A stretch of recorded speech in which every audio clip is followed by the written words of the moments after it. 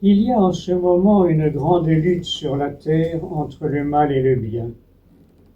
Pour vous aider les anges de lumière, non, pour aider les anges de lumière, il faut vaincre le principe du mal en vous et autour de vous.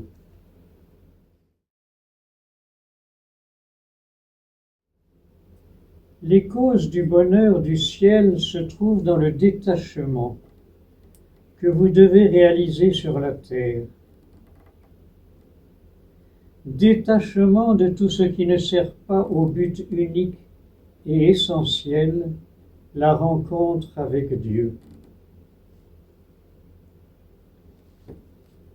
Pour atteindre ce but glorieux, détachez-vous de tout ce qui est secondaire. Dépouillez votre âme des choses inutiles.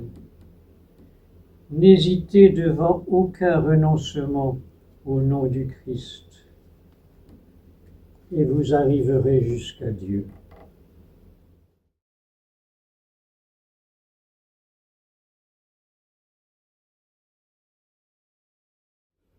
Être chrétien, ce n'est pas seulement se dire chrétien. Bien des êtres sans cette appellation sont dignes de Jésus-Christ et obtiennent la félicité plus facilement que certains baptisés. Ils ont plus de bonté. Malheur aux chrétiens, à ceux qui se disent tels et ne font rien pour en être dignes. Et comment en être digne? En aimant comme le Christ a aimé. Arnaud, toujours l'amour, qu'est-ce que c'est? S'effacer au service des autres. C'est donc ressentir, se forcer à ressentir les autres comme aimables. C'est dépasser les façades que nous leur construisons, les préjugés, les idées toutes faites, les peurs, pour découvrir en soi une tendresse à leur égard. Et qui dit tendresse, dit indulgence, tolérance. C'est la charité dont parle saint Paul, et c'est de toute façon, consciemment ou inconsciemment, prendre un chemin qui mène vers Dieu, si vous n'en avez pas emprunté un autre. Quoi qu'il en soit, si notre premier chemin fut différent, Dieu nous y ramène. En effet, chacun d'entre nous est un être unique que Dieu aime et attire vers lui.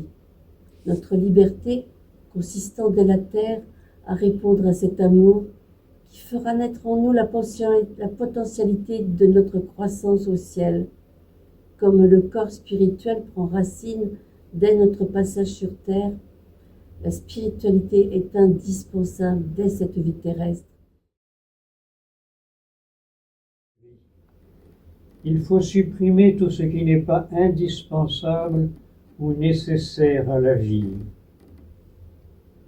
Autrement, vous souffrirez en arrivant ici, car vous verrez tout ce temps que vous avez gaspillé à des choses inutiles, tandis qu'il y avait des trésors véritables à exploiter.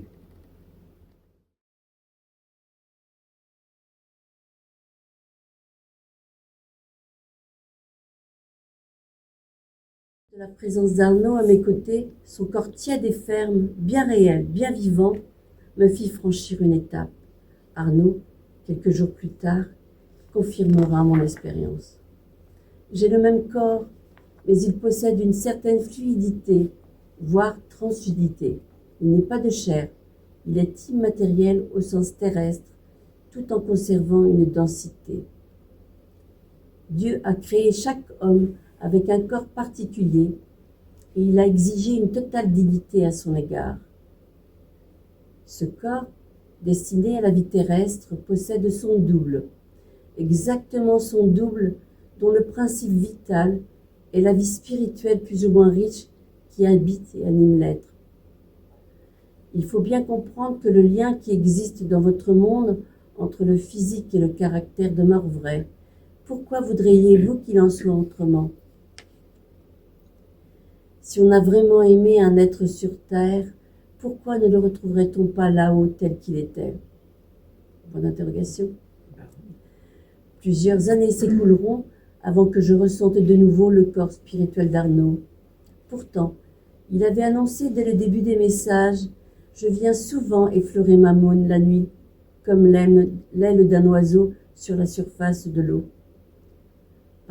Parfois même, nous unissons nos esprits, mais le corps humain est ainsi fait qu'il y a un barrage en lui.